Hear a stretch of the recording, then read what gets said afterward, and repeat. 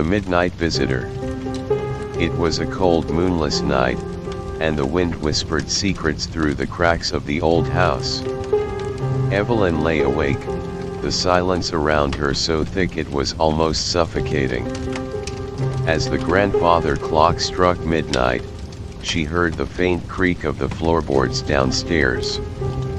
Evelyn knew she was alone, or at least, she was supposed to be. The creaking grew louder, more deliberate, as if someone or something was making its way up the stairs. Each step resonated like a heartbeat in the dead silence of the night. She pulled the covers tighter around her, her eyes wide and her breathing shallow. Then, silence. Unnerving silence. It lasted so long, Evelyn began to wonder if she had imagined the sounds. Just as she started to relax, the bedroom door squeaked open. A shadow, formless and black, slid into the room. It paused, as if staring, though it had no eyes that she could see.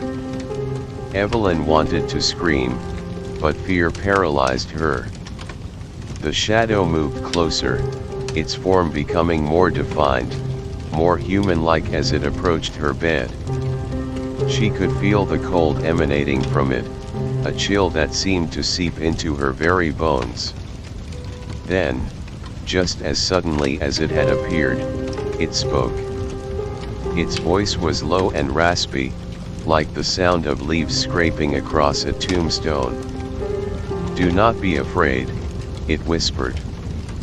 But fear had already taken hold, a fear so deep and chilling that Evelyn knew she would never shake off. Not even as the first light of dawn crept into her room, and the shadow melted away into nothingness. Since that haunting midnight visit, a shadow had settled over Evelyn's life, her once peaceful nights now punctuated by incessant whispers, and fleeting shadows. The darkness seemed alive, pulsing with a malevolent force that clung to her every step within the old house.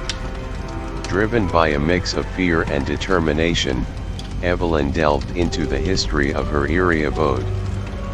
The house had been owned by a scholar of the occult, infamous for his dark rituals and unsettling demise.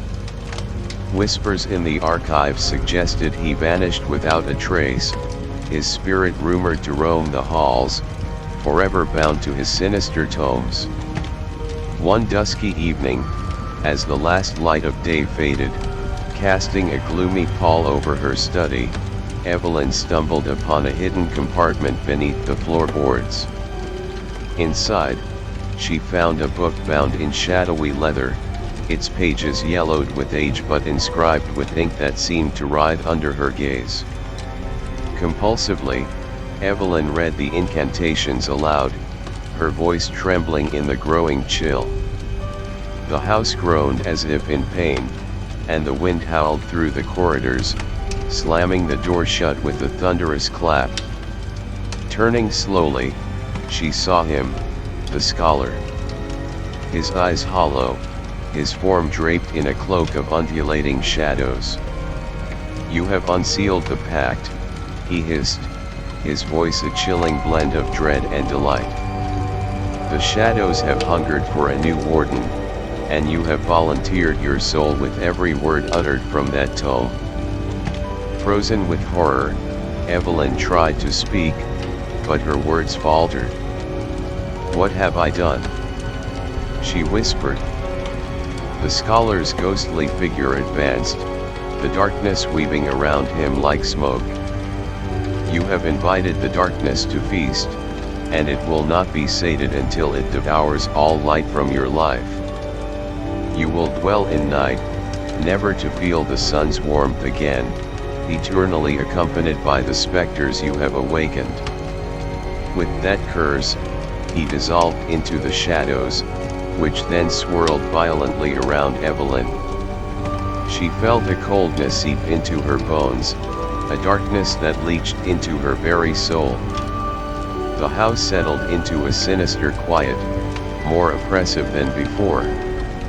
Night after night, Evelyn was visited by horrors conjured from the darkest corners of the night. Each spirit told tales of doom, each shadow whispered threats of despair. The house, with its endless secrets and insatiable darkness, had indeed chosen her, not as its keeper, but as its eternal prisoner. Bound to the darkness, Evelyn's nights were no longer her own. She became a part of the house's grim history, another shadow lingering in its haunted halls, waiting to ensnare the next unwary soul who dared to uncover its cursed past.